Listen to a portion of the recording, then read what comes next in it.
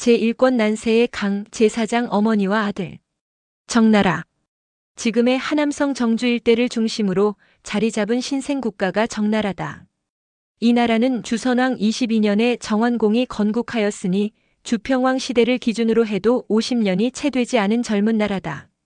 흥미롭게도 이 정나라는 혼란과 격동이 가득했던 제후시대의 첫 장을 장식하며 역사에 등장하였다. 대만 태생으로 일본에서 역사 소설가로 이름을 떨친 진순씨는 정나라를 두고 춘추 초기 시대의 부산물이라 평가하였다. 이 표현은 간결하면서도 많은 내용을 함축하고 있어 정나라의 성격을 잘 드러내는 말이다. 주평왕이 즉위한 뒤 정원공의 아들이자 후계자인 굴돌이 정나라로 돌아와 군위에 올라 정무공이라 불리게 되었다. 정무공이 즉위했을 당시 정나라는 여전히 영토가 작고 인구가 적어 성장의 필요성이 큰 신생국이었다.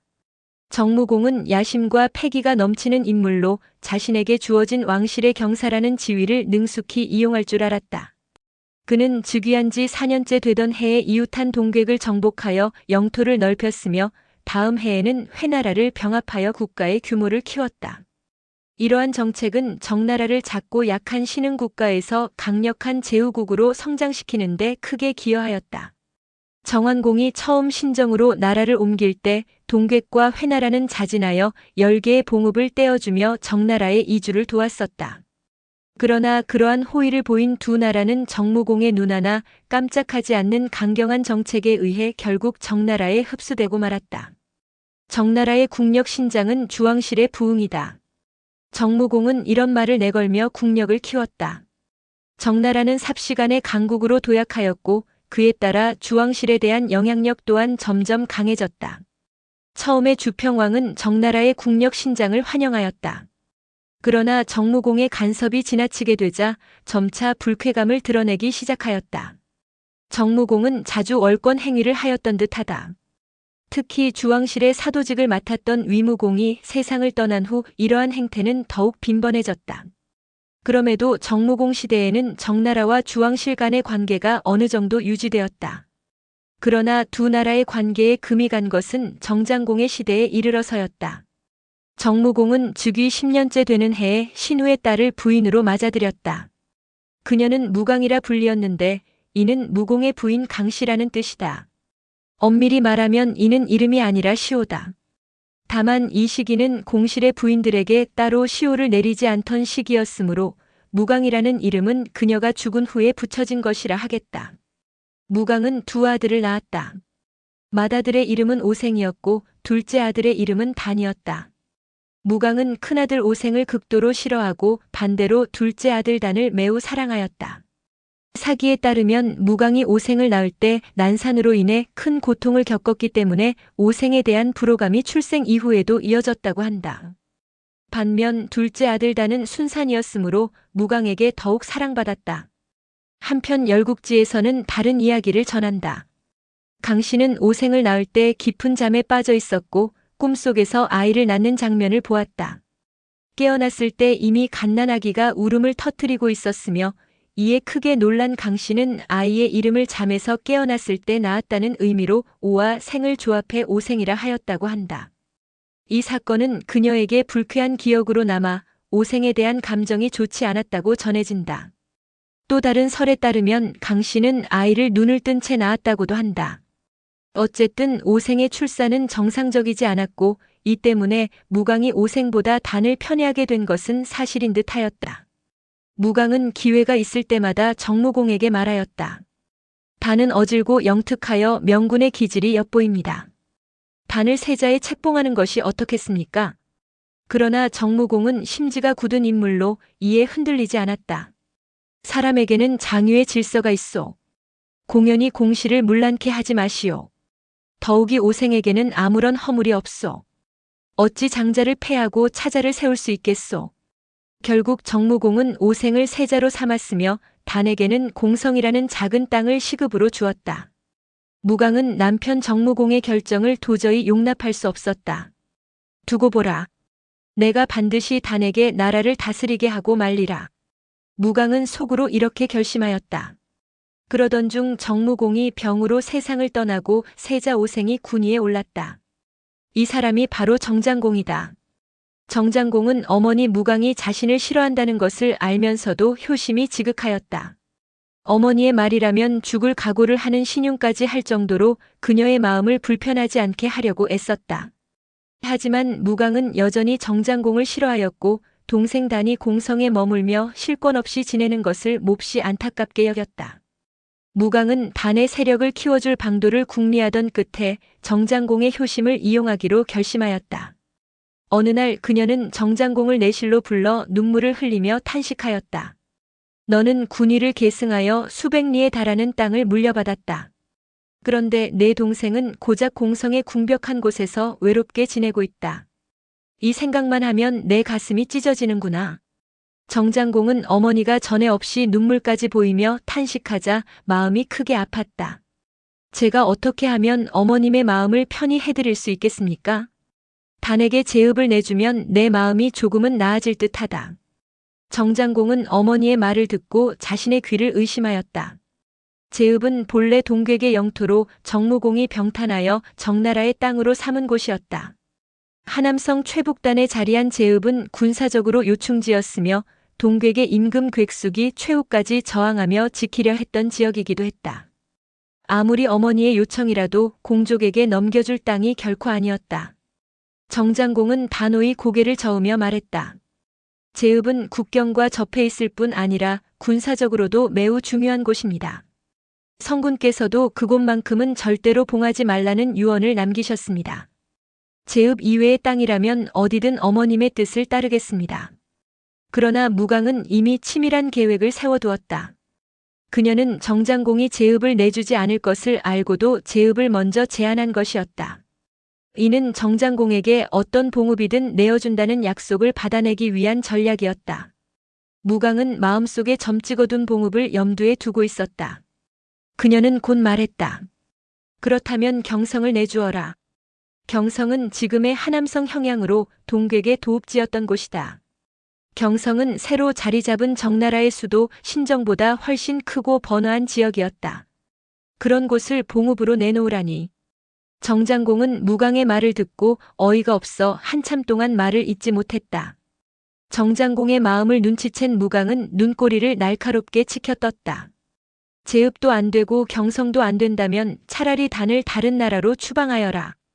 타국에서 벼슬살이를 하는 것이 그 애의 장래에 훨씬 이로울 것이다. 이것은 모자의 인연을 끊자는 협박이나 다름없는 말이었다. 정장공은 어머니가 단에 대한 애정이 이렇게 깊은 줄 몰랐다. 장차 이 일로 정나라가 어지러워지겠구나. 정장공은 어머니의 말에 섭섭함보다는 나라의 앞날이 걱정되었다. 하지만 그는 자신의 속마음을 조금도 드러내지 않았다. 정장공은 무강의 얼굴을 바라보다가 마음을 정한 듯 조용히 입을 열었다. 제가 잘못했습니다. 어머님의 분부를 따르겠습니다. 부디 노여움을 푸십시오. 그러자 비로소 무강의 입가에 한 줄기 미소가 번졌다. 다음 날 정장공은 궁정으로 나아가 막료들을 불러 선언하듯 말했다. 단의 시급을 경성으로 옮기려 하노라. 막료들 가운데 한 사람이 나서 말했다. 그것은 안 될 일입니다. 정장공은 의아한 표정으로 물었다. 안 되다니. 막료는 나직하지만 단호하게 답했다. 하늘에 해가 두릴 수 없으며 백성에게 군주가 두릴 수 없습니다. 경성은 대성 중의 대성으로 땅도 넓고 백성도 많아 이곳 신정과 다를 바가 없습니다. 더욱이 공자단은 모부인께서 각별히 아끼시는 분이십니다. 공자단께 대읍을 내린다면 이는 곧 한나라에 두 군주를 두는 꼴이 될 것입니다. 훗날 나라가 혼란에 빠질까 두렵습니다. 제족은 본래 제 땅을 다스리던 봉인이었으나 정장공에 의해 발탁되어 대부의 자리에 오른 인물이다. 그는 지략이 뛰어나고 임기응변에 능하여 정장공의 깊은 신임을 받았다. 자가중이라 사람들은 그를 제중이라 불렀다. 여느 때 같았으면 제족의 조언을 순순히 받아들였을 정장공이었다. 그러나 이번만큼은 그의 말을 억눌렀다. 이미 정해둔 생각이 있었기 때문이었다. 이는 모친의 특별한 당부이요. 내가 어찌 자식된 몸으로 어머니의 뜻을 거역할 수 있겠소. 제족은 아쉬운 표정으로 말했다. 하오나 이번 일은. 정장공은 제족의 말을 끊으며 담담히 답했다. 그대가 염려하는 바는 충분히 알고 있소. 나는 다만 동생이 경성을 잘 다스려주기만을 바랄 뿐이요. 제족은 무슨 말을 더 하려다 입을 다물었다. 정장공의 말이 뜻하는 바를 불현듯 짐작했기 때문이었다. 경성을 잘 다스려주기만을 바란다. 겉으로는 동생의 안녕과 성공을 기원하는 말처럼 들렸다. 하지만 다른 한편으로는 정반대의 뜻도 내포할 수 있었다. 잘 다스리지 못하면 처단할 수도 있다. 내줄 것은 내주어 공실의 안정을 이루되 적당한 기회를 보아 불씨를 제거한다. 그것이 정장공의 의도라면 더 확실한 방법은 없었다. 과연 그런 뜻일까? 제족은 정장공의 얼굴을 살폈지만 그의 진의를 정확히 읽어낼 수 없었다. 그날 아침 조례에서 정장공은 동생 단에게 경성을 봉하겠다는 자신의 결정을 선언하였다. 공성에 머물러 있던 공자단은 이 소식을 듣고 곧바로 달려와 정장공에게 고개 숙여 사은하며 말했다. 형님 뜻을 저버리지 않겠습니다. 이후 단은 내궁으로 들어가 어머니 무강에게도 절을 올렸다. 무강은 얼굴에 환한 미소를 띠며 사랑하는 둘째 아들 단을 반겼다. 공자단이 자리를 잡고 앉자 무강은 좌우의 사람들을 물러가게 하고 은밀히 속삭였다. 이번에 내 형이 너를 경성에 봉한 것은 내가 여러 번 간청했기 때문에 어쩔 수 없이 응한 것일 뿐이다. 내 뜻을 받아들인 것이 아님은 분명하다. 형은 지금도 내심 언짢아 하고 있을 게다. 그러니 경성에 가거든 비밀리에 군사를 기르고 대사를 도모할 만반의 준비를 갖춰라. 적당한 시기가 오면 내가 안에서 도울 것이니 그때 군사를 일으켜 이 나라를 차지하거라. 내가 군위에 오르면 나는 눈을 감아도 여한이 없다. 무강의 말에 단은 기쁨을 감추지 못하며 고개를 숙였다. 어머님의 말씀을 가슴 깊이 새기겠습니다. 다음 날 아침 공자단은 경성을 향해 떠났다. 이후 정나라 사람들은 그를 경성 태숙이라 불렀다. 어머니의 극진한 사랑은 단에게 큰 자신감을 심어주었지만 때로 지나친 사랑은 아이를 나약하게 하고 나아가 인생마저 그르칠 위험을 안고 있다. 태숙단이 바로 그 애였다. 그는 어린 시절부터 무강의 치맛자락 아래 자랐다. 모든 일을 어머니가 대신 처리해 주었고 나이가 들어서도 다르지 않았다. 단은 상황을 제대로 파악하는 눈을 기르지 못했으며 형인 정장공의 성정과 의중을 이해하는데 전혀 서툴렀다. 그는 오직 어머니 무강의 말만을 진리로 받아들이며 형과의 불화를 키워갔다. 나도 곧 임금이 된다. 경성에 당도한 태숙단은 하루에도 수십 번씩 이 말을 중얼거렸다. 들뜬 나날 속에서 그는 백성을 다스리는 일에는 무관심했고 대신 갑옷을 만들고 병기를 손질하는 데 힘을 쏟았다. 틈날 때마다 군사를 훈련시키고 병차를 점검하며 세력을 키우는 데 몰두하였다. 그는 경성 주변의 촌장들을 불러 모은 자리에서 노골적으로 선언했다. 지금부터 너희들이 경작하는 땅은 모두 내 봉토 소속이다. 앞으로는 세금을 신정에 내지 말고 나에게 바쳐라. 촌락의 수장들은 태숙단의 명령을 감히 거역할 엄두조차 내지 못했다. 그렇게 세금이 경성으로 들어가고 신정의 국고는 비게 되자 관리들은 당황하여 어쩔 수 없이 정장공에게 보고하였다. 하지만 정장공의 반응은 뜻밖이었다. 태숙은 어머님께서 사랑하시는 아들이다. 그냥 내버려 두어라. 이 말을 전해들은 무강은 크게 만족하였다. 경성의 태숙단을 더욱 독려하며 메시지를 보냈다. 이곳은 걱정하지 말고 경성의 힘을 키워라. 무강의 격려를 받은 태숙단은 더욱 신바람이 났다. 이제 자신을 막을 자는 아무도 없다고 생각했다. 군우인 형님도 나를 어찌할 수 없다. 그는 기고만장하여 더욱 대담해졌다. 사냥을 나간다고 핑계를 댄 뒤 군사를 이끌고 경성에서 멀리 떨어진 형옹과 느면 두 지방을 습격하여 자신의 봉토로 삼아버렸다. 결국 제족의 우려대로 정나라는 2명의 군주가 존립하는 형국이 되고 말았다. 형옹과 느면의 두 관장은 신정으로 도망쳐 정장공에게 호소했다. 태숙이 군대를 이끌고 와서 저희들의 고을을 빼앗았습니다. 형옹과 느면의 관장들이 울상을 지으며 이렇게 아뢰었으나 정장공의 반응은 뜻밖에도 태연했다. 그는 오히려 입가에 미소를 띠며 대답했다. 다치지 않았으면 그것으로 된 것 아니냐? 관장들은 정장공의 반응에 어찌할 바를 몰랐다. 그때 갑자기 막료 중 한 사람이 자리에서 일어나며 큰 소리로 외쳤다. 공자단을 죽여야 합니다. 이목이 그를 향했다. 그는 다름 아닌 정장공의 이복 동생 공자여였다. 공자여는 태숙단에게 형이 되는 인물로 지금 분노와 흥분을 감추지 못한 채 다시금 목소리를 높였다. 모름지기 신하된 자가 군사를 보유하는 것은 금기입니다. 군사를 기르는 자가 있다면 단호히 처단해야 합니다.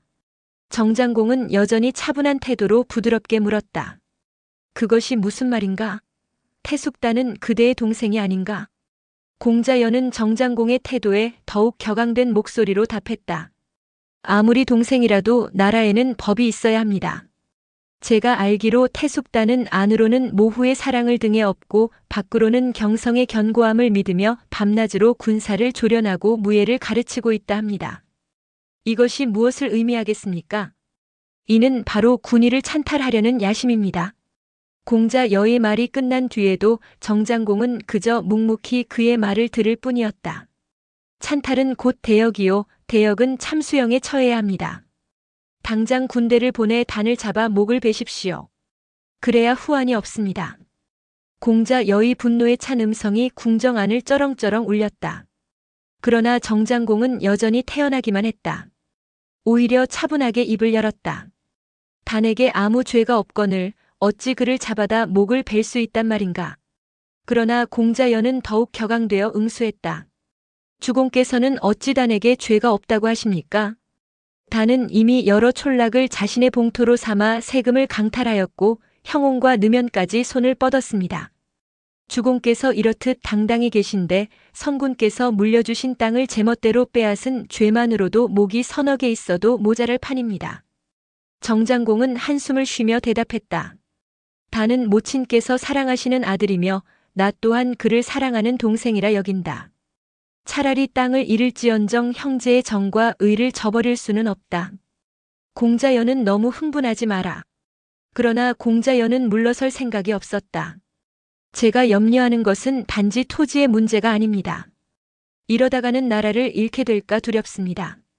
태숙단의 세력이 날로 강성해지면 도성한 백성들조차 두 마음을 품는 자가 생길 것입니다. 오늘은 주공께서 태숙을 용납하고 계시지만 훗날 태숙은 주공을 용납하지 않을 것입니다. 정장공은 그의 말을 듣고 고개를 저으며 말했다. 공자여는 말이 지나치구나. 의심도 병이다. 그만 물러가라. 정장공의 단호한 태도에 공자여는 어쩔 수 없이 자리에서 물러나왔다. 마음에는 여전히 분노와 염려가 가득했지만 군주의 의지를 꺾을 수는 없었다. 공자여는 안타까움과 답답함을 억누를 수 없었다. 거친 숨을 몰아쉬는 그의 곁으로 대부 제족이 다가왔다. 진정하시오. 그러나 공자여는 분노를 참지 못하고 외쳤다. 주공께서 골육의 정에 얽매여 나라의 큰일을 그르치려 하시는데 내가 진정할 수나 있겠소. 제중족도 마찬가지요. 그대는 어찌하여 주공께 한마디 간언도 올리지 않는 것이오. 제족은 꾀주머니라 불릴 정도로 지략이 뛰어난 인물이었다. 그는 정장공의 모신으로 불리며 두터운 신임을 받고 있었다. 공자여는 그가 나서주길 바라는 마음으로 타박을 쏟아냈다. 그런 당신이 얘기하면 주공께서 들으실지도 모르지 않은가. 제족은 잠시 침묵했다. 그는 궁정 구석에서 지금까지의 일을 지켜보고 있었다. 특히 오늘 그는 정장공의 마음을 헤아리는 데 온 신경을 곤두세웠다. 사실 태숙단을 경성으로 내보낼 때 가장 격렬히 반대한 사람도 제족이었다. 그러나 그때 정장공은 어머니 무강의 뜻을 내세워 그의 간언을 받아들이지 않았다. 대신 이렇게 말을 남겼다. 경성을 잘 다스려주기만 바랄 뿐이요. 이 말은 제족에게 오랫동안 수수께끼로 남아있었다.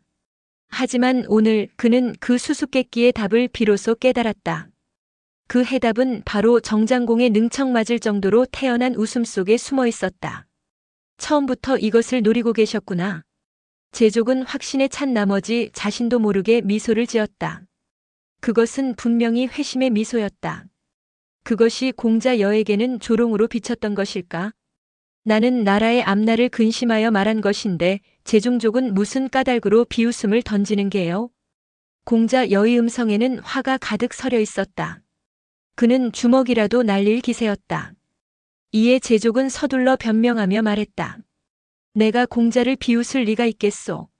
나는 다만 주공의 깊은 지혜에 감탄했을 뿐이요. 깊은 지혜라니요. 공자 여의 의아한 질문에 제족이 답했다. 공자께서는 우리 주공을 어찌 생각하시오? 어리석은 사람이라고 생각하시오? 그렇지 않습니다.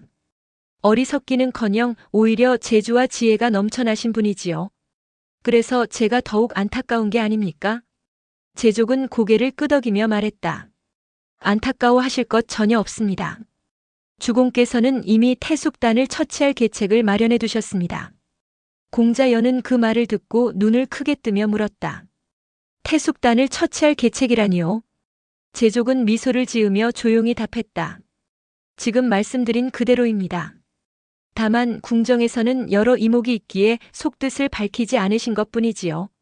자세한 것은 주공께 직접 여쭈어 보십시오. 아무도 없을 때 주공을 찾아가면 주공이 노리고 계시는 바를 아실 것입니다. 공자연은 여전히 고개를 갸웃하며 속으로 중얼거렸다. 주공께서는 분명히 태숙단을 잡아들일 의사가 없다고 하지 않았는가? 그럼에도 불구하고 제족은 모든 사람들이 진앙이라 부를 만큼 지혜와 지략이 뛰어난 사람이었다. 그의 말은 거의 틀린 적이 없었으니 공자연은 혼란스러우면서도 그 말을 가볍게 넘길 수 없었다. 어쩌면 이번만큼은 제족의 예측이 빗나갈 수도 있지 않을까? 공자연은 며칠 동안 이런 생각을 품으며 정장공과 독대할 기회를 엿보았다. 그리고 마침내 그날이 찾아왔다. 정장공이 궁정의 방 안에 홀로 앉아있는 것을 본 공자연은 재빨리 문을 열고 안으로 들어섰다. 무슨 일이냐? 정장공의 질문에 공자연은 예를 올리고는 단도직입적으로 말을 꺼냈다. 아무리 생각해도 태숙단은 반역의 뜻을 품고 있습니다. 더욱이 모부인께서는 주공을 싫어하십니다. 만약 안팎에서 공모라도 한다면 그땐 이미 정나라는 주공의 것이 아니게 됩니다. 이것을 생각하면 잠이 오질 않습니다. 거듭 청하거니와 하루속히 태숙단을 잡아들이십시오. 정장공은 공자열을 가만히 바라보다가 조용히 되물었다. 그대 말대로라면 국모도 잡아들여 문초해야 하지 않겠는가? 정장공의 얼굴에는 여전히 아무런 표정도 없었고 그의 의중은 도무지 알 수 없었다. 공자연은 긴장된 어조로 다시 간청했다. 끊어야 할 것은 단호히 끊어야 합니다. 그렇지 않으면 오히려 해를 입으실 것입니다. 모자간을 이간시키려는 것이 아니라 진정 정나라의 앞날을 염려해서 올리는 충언입니다. 공자연은 마지막이라는 각오로 모든 진심을 담아 말했다. 그 순간 정장공의 얼굴에 미묘한 변화가 스쳤고 그의 목소리는 벼랑간 낮고 은밀해졌다. 그대야말로 진정 정나라를 위하는 충신이로다. 사실은 내가 이미 계책을 세워둔 바 있다. 그대 말대로 지금 태숙단을 잡아들이면 모친께서 가만히 계시지 않을 것이요. 반역에 뚜렷한 증거도 없이 여러 사람이 끼어들게 되면 일만 더 시끄러워질 것이다. 그렇게 되면 세상 사람들은 나를 형제간에 우애가 없고 불효막심한 자로 비난할 게 뻔하지 않겠는가. 내가 지금 태숙단을 내버려 두는 것은 오히려 그가 국모의 사랑만 믿고 반역을 일으키기를 기다리는 것이다. 그래야 모든 죄상이 명백히 드러나 처벌할 수 있을 뿐만 아니라 모친도 더 이상 아무 말도 하지 못하게 될 것이 아닌가. 정장공의 말에 공자연은 깜짝 놀랐다. 그것은 제족의 말과 정확히 일치했기 때문이다. 제족은 귀신인가? 공자연은 속으로 탐복했다. 하지만 그를 더욱 놀라게 한 것은 이러한 치밀한 계책을 세워두고도 정장공이 전혀 내색하지 않았다는 점이었다. 태연자약하기 이를 데 없는 그의 행동은 감탄을 자아낼 수밖에 없었다. 공자 여의 입에서 자신도 모르게 감탄의 신음소리가 흘러나왔다. 그리고 또 하나 그가 전혀 상상조차 하지 못했던 사실이 있었다. 반역을 기다린다. 그는 머리를 들며 생각했다. 이것이 어찌 단순한 인내와 기다림으로 가능한 일이겠는가. 공자연은 새삼 정장공이 커다란 바위처럼 단단하고 흔들림 없는 존재로 느껴졌다. 정장공은 태연한 태도를 유지했으나 공자 여와 제족의 충언을 깊이 새기고 있었다. 태숙단과 무강의 움직임을 예의주시하던 그는 결국 태숙이 반역을 일으킬 때까지 기다리기로 결심하였다. 이로써 증거를 명확히 하고 처단의 명분을 확실히 하기 위함이었다. 그 사이 태숙단은 경성에서 점점 세력을 키우며 자신이 군위를 차지할 날을 꿈꾸고 있었다. 무강의 조력 아래 경성은 급격히 성장하고 있었고 태숙은 더 이상 형인 정장공을 두려워하지 않았다. 그는 형에게 미움을 받지 않을 것이라는 어머니의 말을 굳게 믿었다. 하지만 정장공의 침묵 속에는 단단한 의지가 숨어 있었다. 그는 아무도 예상하지 못하게 치밀하게 상황을 통제하고 있었다.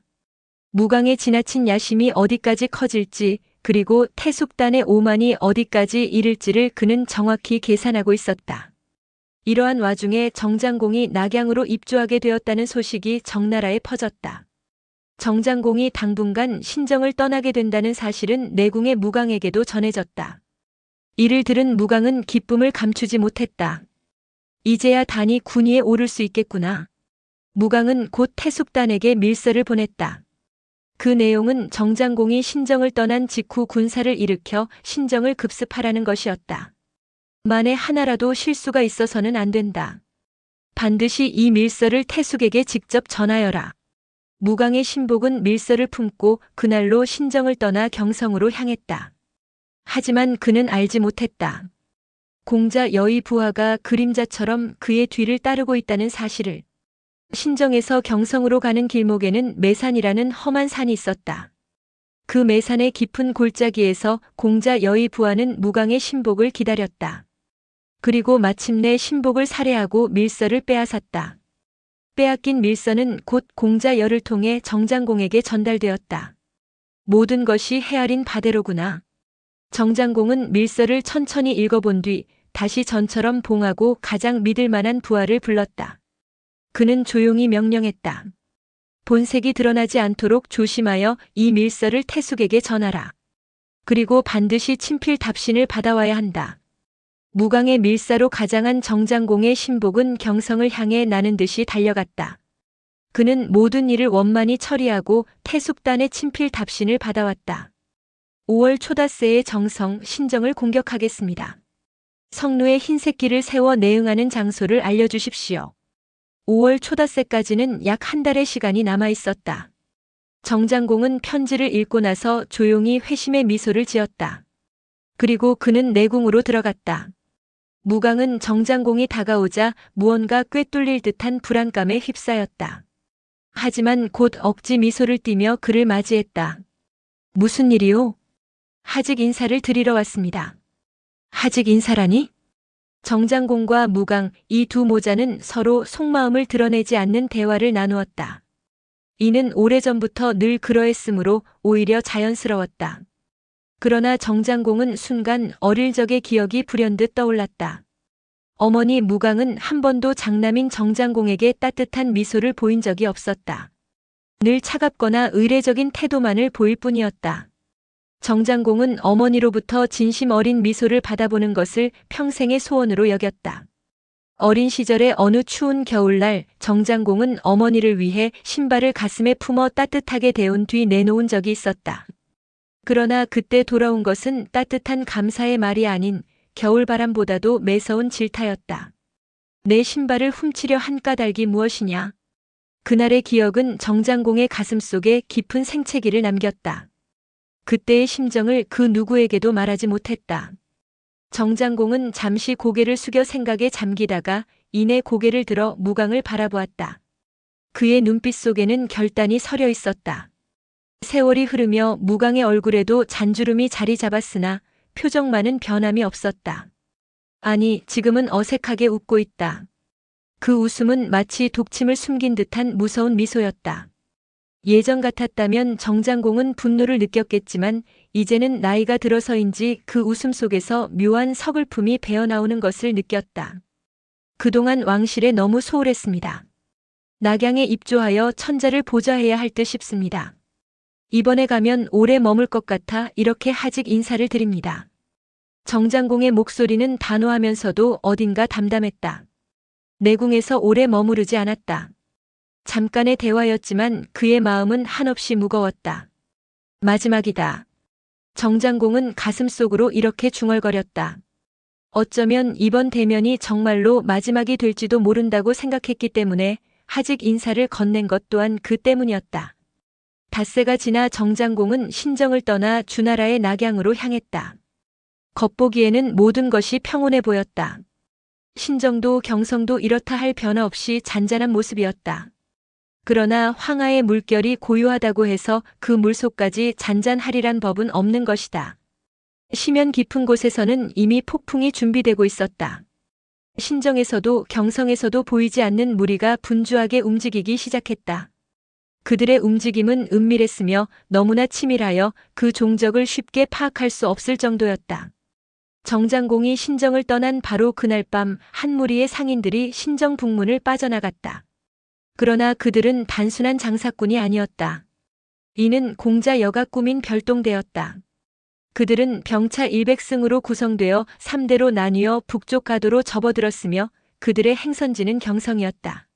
그 같은 시각 경성에서는 태숙단 또한 움직이기 시작했다. 그는 먼저 아들 공손화를 불러 지시했다. 수레에 황금과 비단을 가득 싣고 위나라로 가 병력을 빌려오너라.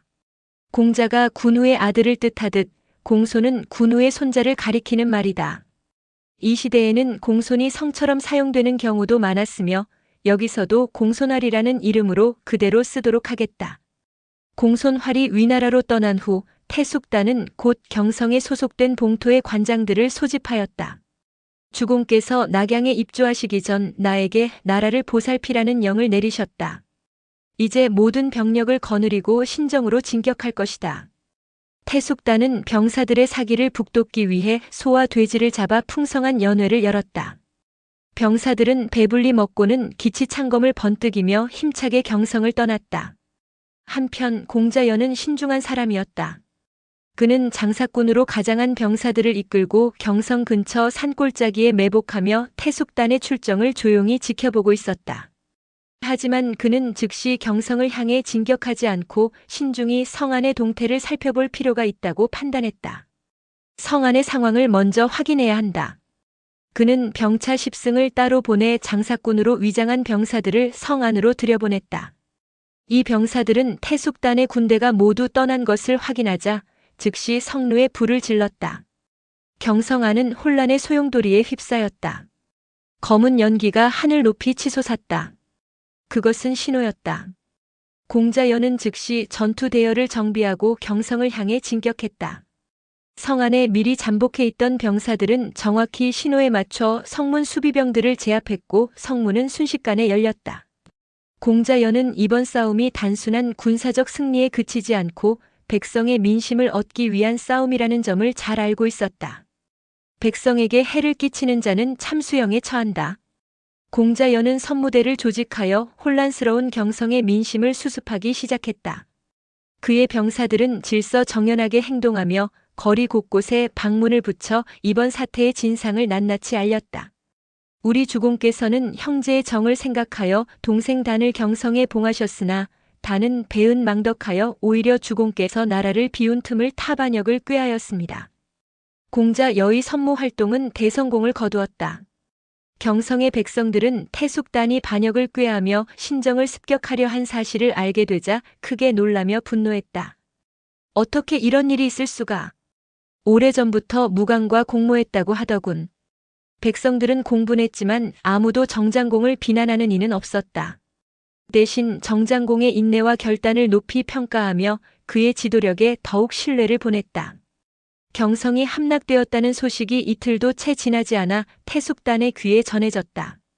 당시 그는 신정과 경성의 중간쯤에 위치한 미련에 머물고 있었다. 그게 무슨 소린가? 마른 하늘의 날벼락 같은 소식이었다.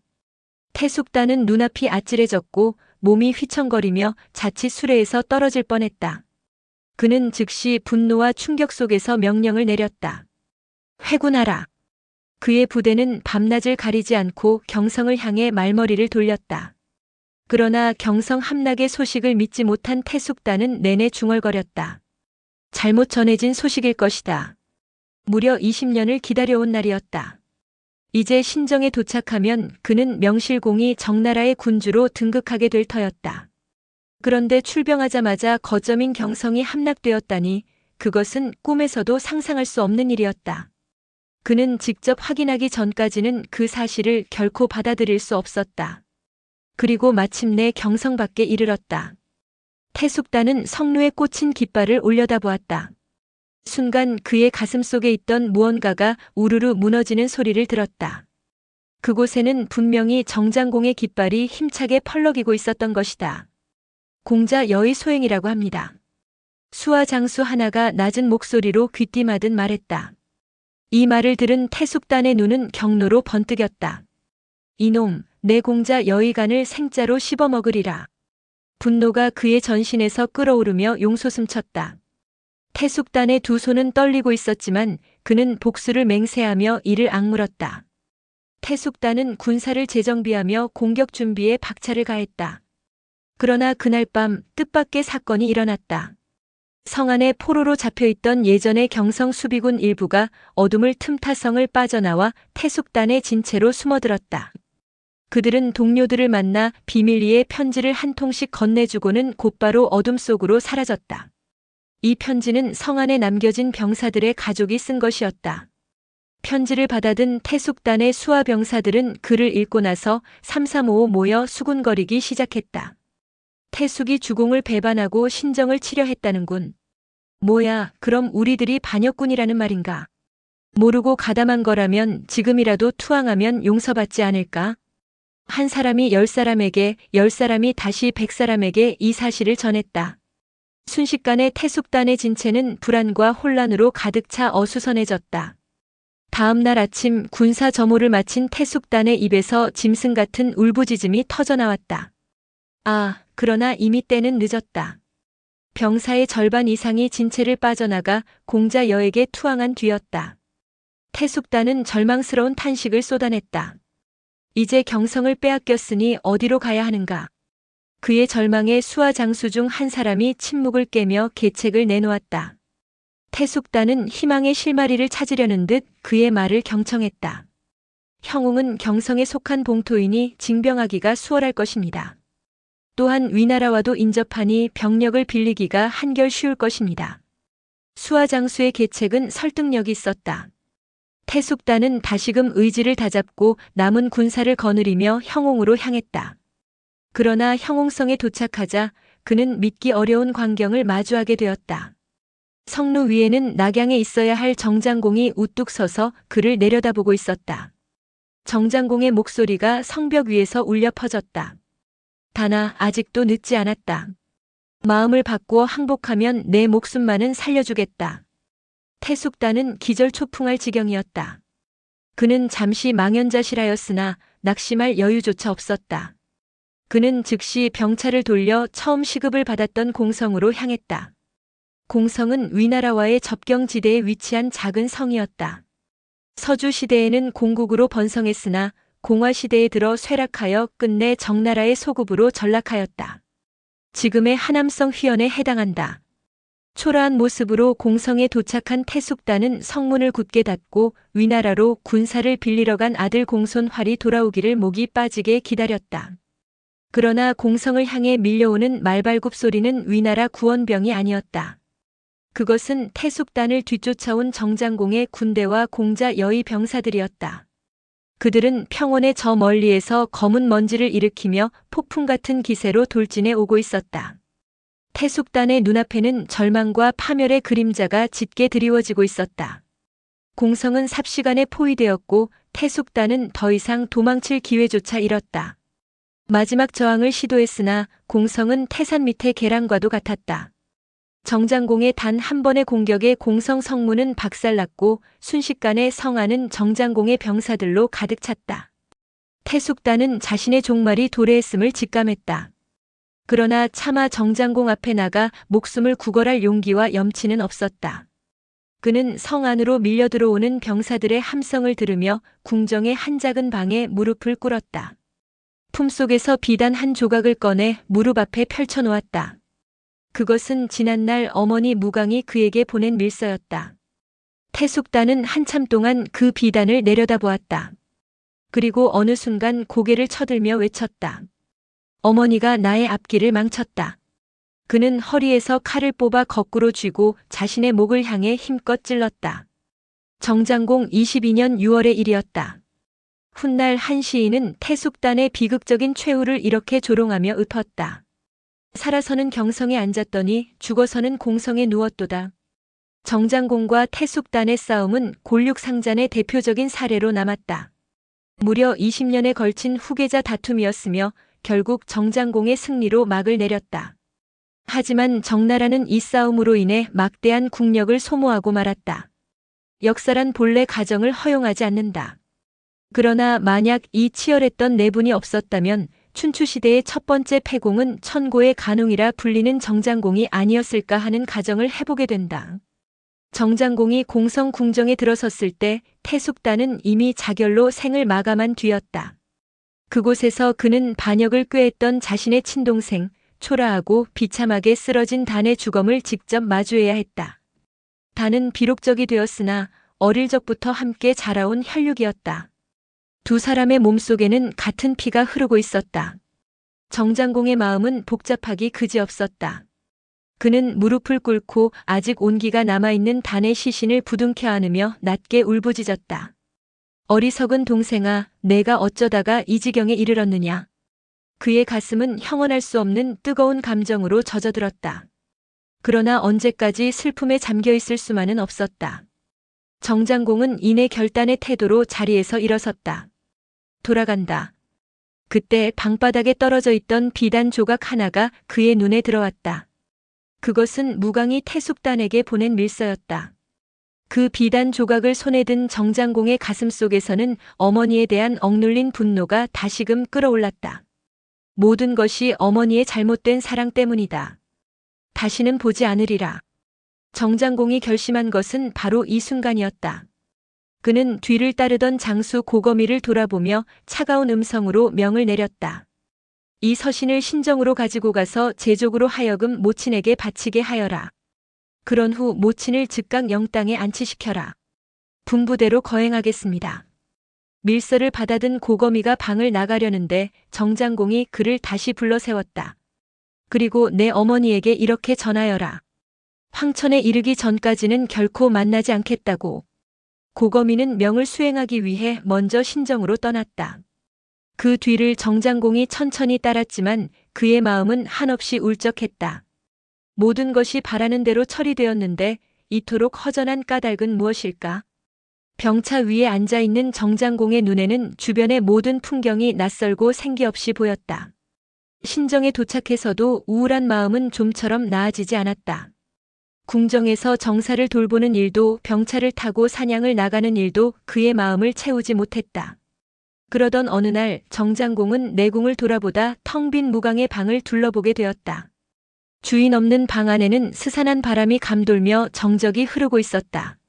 정장공은 그곳에서 자신의 울적함이 어디에서 비롯된 것인지 비로소 깨달았다. 아, 내가 하는 수 없이 동생을 죽이긴 하였지만 어쩌다 생모마저 멀리 귀양 보내는 천륜의 죄인이 되었는가. 정장공은 깊은 탄식을 내뱉었다. 그로 인해 울적함은 더욱 깊어졌다. 이 무렵 영곡 땅을 다스리던 지방관장은 고숙이었다. 사람들은 흔히 그를 영고숙이라 불렀는데 이는 영곡이라는 땅 이름을 그의 성으로 삼은 것이었다. 영곡은 영수의 발원지 근처 지금의 하남성 등봉현 서남쪽 일대를 가리킨다. 그곳에 속한 마을영은 무강이 안치된 장소였고 당연히 영고숙의 관할 하에 있었다. 영고숙은 고지식하고 강직한 사람으로 일을 처리함에 있어 사사로운 정에 휘둘리지 않는 인물이었다. 그는 또한 천하에 둘도 없는 효자로 소문나 있었으며 그의 효심은 영곡 백성들에게도 깊은 영향을 미쳤다. 그로 인해 사람들은 종종 어머니 무강을 귀양 보낸 정장공의 처사를 두고 입에 올리곤 했다. 우리 주공은 천륜을 끄는 사람이다. 이러한 소문은 영고숙의 귀에도 들어갔다. 그는 이를 듣고 혼자 결심했다. 어미가 비록 어미답지 못할지라도 자식은 자식의 도리를 어겨서는 안 된다.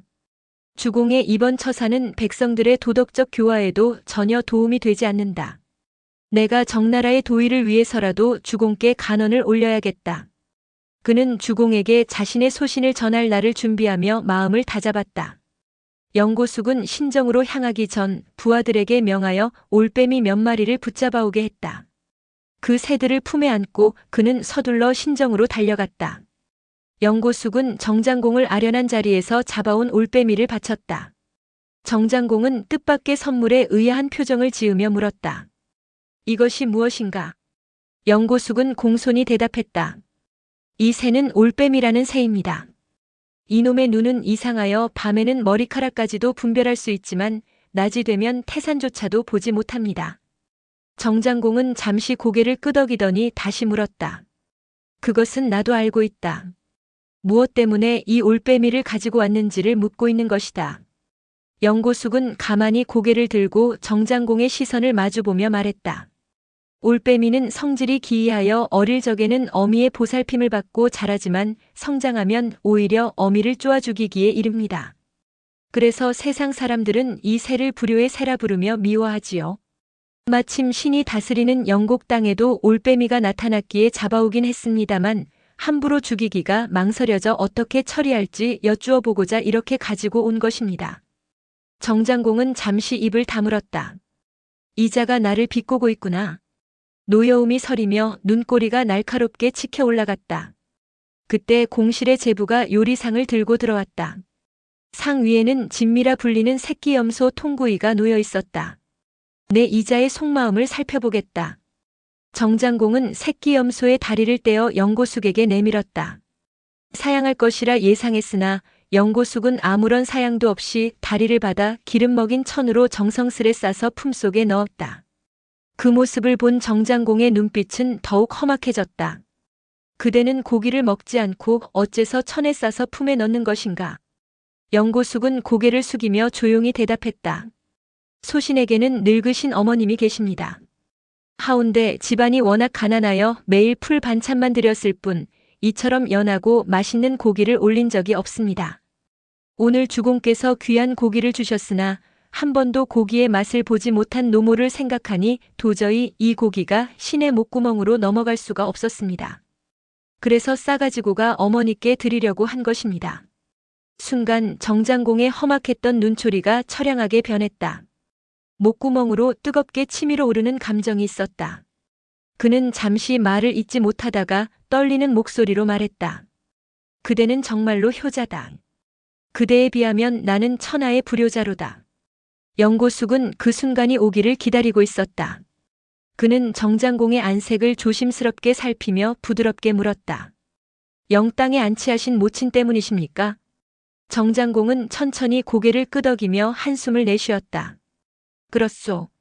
나는 모친을 영땅으로 보내면서 황천이 아니면 다시는 만나지 않겠다고 맹세하였소.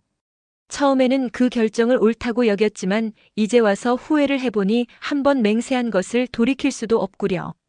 참으로 가슴 아픈 일이오. 정장공의 목소리에는 깊은 슬픔이 배어 있었고 그의 눈에는 어느덧 엷은 이슬이 맺혔다. 그가 내뱉는 한마디 한마디는 무거운 돌처럼 그의 가슴을 짓눌렀다. 영고숙은 잠시 정장공을 말없이 바라보며 그의 고뇌를 느꼈다. 그러고 나서야 그는 조심스럽게 자신의 속마음을 밝혔다. 주공께서 힘들어하시는 것을 뵈니 소신이 한 말씀 올리지 않을 수 없습니다. 비록 모친께서 자식에 대한 사랑을 잘못된 방향으로 드러내셨을지라도 자식으로서 도리는 저버리지 않으셔야 백성들에게도 바른 교화가 될 것입니다. 주공의 결단을 존중하지만 혹시 다시 생각해 보실 의향은 없으신지요? 영고숙의 말은 신중하면서도 간곡했다. 정장공은 아무 대답도 하지 않고 잠시 깊은 생각에 잠겼다. 방 안은 무거운 침묵 속에 잠겼지만 그 침묵은 어떤 변화를 암시하는 듯 했다. 태숙단은 이미 죽었습니다. 지난 일은 어쩔 수 없습니다. 다만 강 부인의 아들로는 주공 한 분만 남았습니다. 그런데도 봉양하지 않고 유배형에 처하신다면 어찌 이 올빼미와 다를 바 있겠습니까? 만일 황천에 가서야 만나겠다고 맹세하신 것 때문에 모친을 뵐 수 없다면 신에게 좋은 계책이 하나 있습니다. 주공께서는 그 계책을 사용해 보시렵니까? 정장공은 영고숙의 말을 듣고 깊은 한숨을 내쉬며 대답했다. 어머님을 다시 뵐 수만 있다면 무슨 짓인들 못하리요. 그대는 어서 계책을 말해보오. 영고숙은 미소를 띠며 말했다. 쉽습니다. 주공께서 황천에 가시면 됩니다. 정장공은 놀라며 물었다. 나보고 죽으라는 말인가? 영고숙은 엷은 웃음을 지으며 고개를 저었다. 그럴 리가 있겠습니까? 황천이 무엇입니까? 정장공은 의아한 표정을 지으며 침묵했다. 영고숙은 차분히 설명을 이어갔다. 주공께서는 먼저 땅을 파서 샘물이 나거든 그곳에 지하실을 만드십시오. 그리고 강 부인을 그 지하실로 모신 후 사람을 시켜 항상 모친을 그리워하고 있다고 전하십시오. 아마도 주공이 모친을 생각하는 것보다 강 부인이 아들을 그리워하는 마음이 더 간절할 것입니다. 그런 뒤에 주공께서 그 지하실로 내려가 모친을 만나시면 그야말로 황천에서 만나겠다는 맹세를 지키게 되는 것입니다. 영고숙의 계책은 단순하면서도 기발했다. 황천이라는 말에는 두 가지 의미가 담겨 있다. 하나는 무덤을 뜻하고 다른 하나는 땅속을 흐르는 샘, 곧 지하샘을 가리킨다.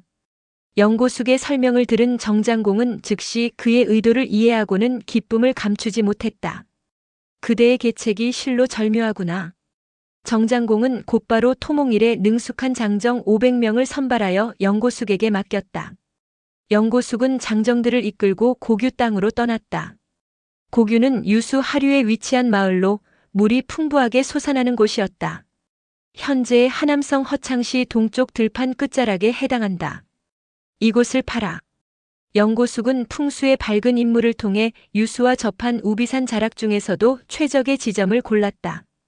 그는 장정들에게 그곳을 깊이 파도록 명령했다. 수십 길의 땅을 파자 마침내 지하수가 흐르는 곳에 도달했다. 수맥을 건드리자 맑은 샘물이 힘차게 솟아올랐다. 영고숙은 샘물 근처에 통나무를 엮어 작은 방을 만들었다. 방을 지상과 연결하는 사다리도 설치하여 누구나 오를 수 있도록 했다. 황천이라는 맹세를 지키기 위해 그야말로 지하 세계로 연결된 통나무집을 완성한 것이다. 공사가 마무리되자 영고숙은 서둘러 무강을 모시러 영땅으로 향했다.